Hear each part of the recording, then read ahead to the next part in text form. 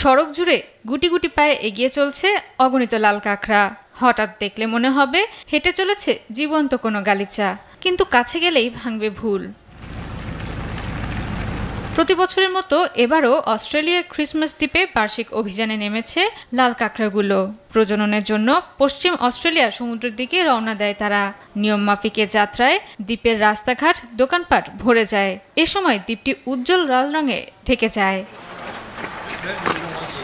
সাগর তীরে পৌঁছালে ডিম পাড়ে লাল কাঁকড়াগুলো। এবার প্রথম দফায় নভেম্বরের মাঝামাঝি সময়ে ডিম পাড়তে পারে, আর দ্বিতীয় দফা ডিসেম্বরের মাঝামাঝি সময়ে। ডিম ফোটার পর ছোট্ট ছোট্ট কাঁকড়াগুলো ঢেউয়ের সঙ্গে ফিরবে আপন ঠিকানায়। কাঁকড়াদের চলার সুবিধায় ইতোমধ্যেই বন্ধ করে দেওয়া হয় দ্বীপের কিছু রাস্তা। লাল কাঁকড়ার অবস্থান ও গতিবিধি সম্পর্কে চালানো হচ্ছে সচেতনতামূলক প্রচারণা। জয়া সরকার, নিউজ ডেস্ক, দেশ টিভি।